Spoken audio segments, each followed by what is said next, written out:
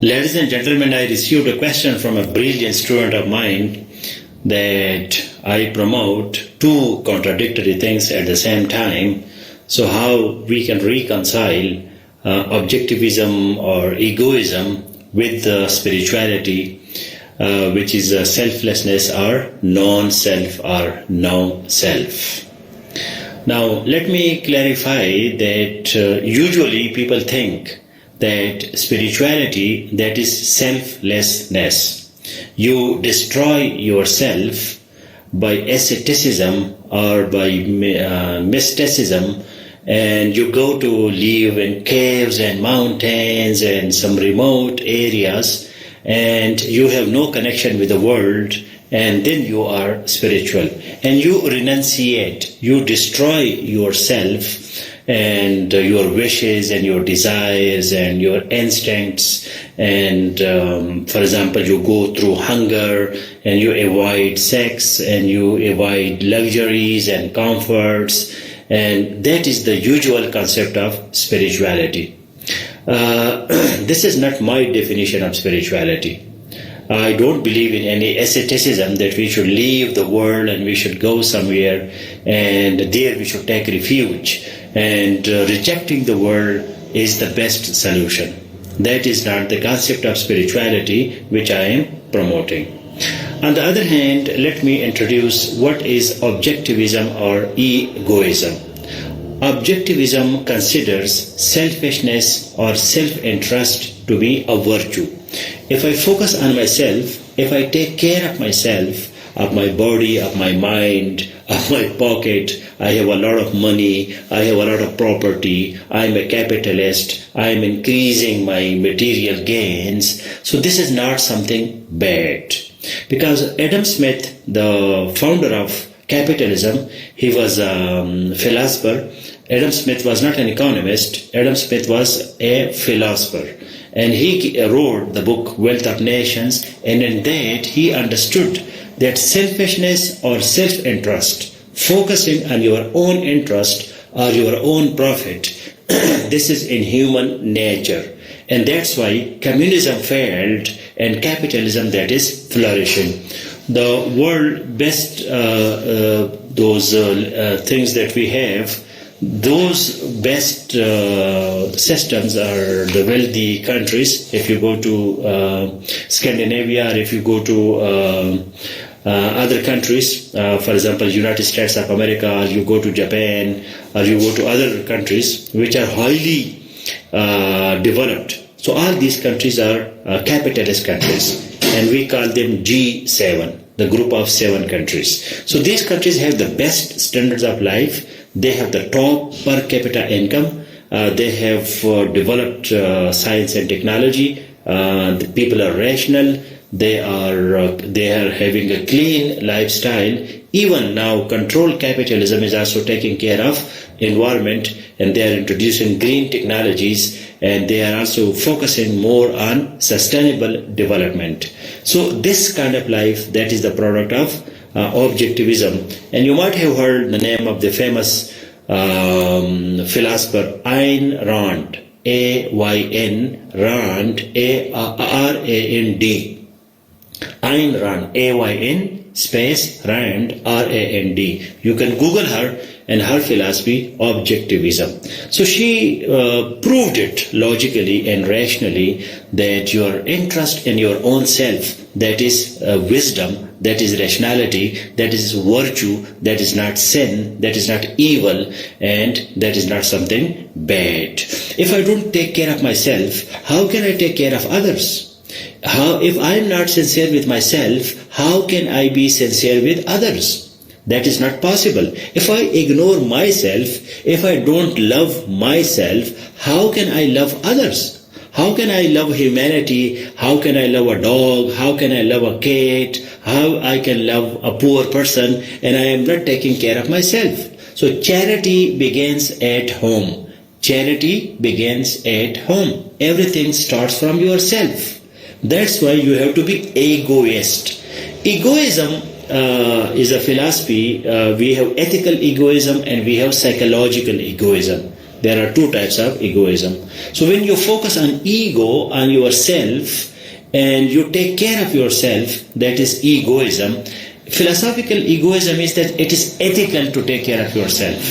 And for that, I have a formula which is called EDUA, E-D-U-A. This is the formula of ethics, E-D-U-A. Those people who are listening to me, they can write in comment so that other people can understand. You can share my video also so that you can listen to it again and again. It may be lost here in this group because there are so many posts and so many videos. So egoism, that is that EDUA, the formula, E-D-U-A. Egoism, deontology, utilitarianism, and altruism. Egoism means focusing on yourself. You come first. If you are there, everything is there. When you are not there, nothing is there. So existence, life, prosperity, happiness, success, everything depends on you. This is egoism, and philosophy tells us that this is ethical. This is not unethical to take care of yourself or to focus on your own self-interest. We have psychological egoism, that this is in the human nature to be self-interested. And this is in the nature of human, that when we understand human psychology, human mind and behavior, so when we are not interested in something, we don't do it. So that is descriptive. While philosophical egoism, that is normative. Now, the next is deontology, my duty. What is my duty? This is also ethical. My first preference is my duty, and then I should do other things. And the next is utilitarianism, that we should do things of utility. We should create maximum happiness for ourselves and for others. And then the final stage, that is altruism. Altruism means selflessness, that I do things for others. I don't do things for myself. But even altruistic designs, altruistic actions and intentions also have a little egoism. Why I am delivering this lecture, why I am here in this group, why I am live here, do I take so much care of your people? Because this is a free group, everybody can listen to me without paying a single penny. And why I am giving my time, energy and focus here? Why? I am altruist. I love you and I love humanity, and I want to guide people, and I want to instruct, and I want to help them. I want to support them. I am their life coach. I am a philosopher. I am a wise person. I want to take care of humanity. Yes, good things. Sympathies and love and all these things are all right.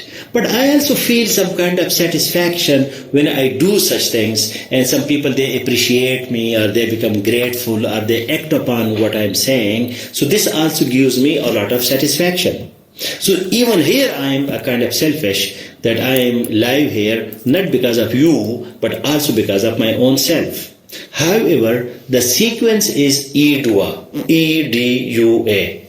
Egoism, start from myself, my duty, deontology, something of utility, happiness, utilitarianism, and finally altruism, that my first priority is not myself. My first priority is not my duty or utility, but you, humanity, people at large, nature, poor people, students, ignorant people. I want to guide them, and this is a good thing. So this is the sequence that I am promoting. Now, spirituality is not selflessness or destroying yourself. Buddhism and some spiritual mechanisms, they promote that there is no self, or self does not exist. Even psychology and philosophy, they agree on this position, that myself today is not the same self which is tomorrow, or myself of yesterday is not the same self which is today. So self is changing. The self of a child and the self of an adult and the self of a old man or woman, it is not the same self. So self is ever changing. It is all the time changing. It is constantly changing. Self is not permanent, solid, tangible, something which is always there in the same way. So that's why when we say about spirituality, so it means that the definition of spirituality which I have, that is the cultivation and utilization of your spirit. When you cultivate and utilize your spirit, that is that is spirituality. Now, what is spirit? We call it soul, or we call it energy, or we call it life energy, or we call it vital energy. My body, which the self is the combination of body, mind, heart, and soul. Self is the combination, the totality of body, mind, heart, and soul. My physicality, my mentality, my emotionality, and my spirituality, when they come together, so the combination, the totality, the sum total of this combination of 4 items, 4 ingredients, that is my soul, the depth, the energy. I am speaking now, my body is involved, yes, my tongue is moving, my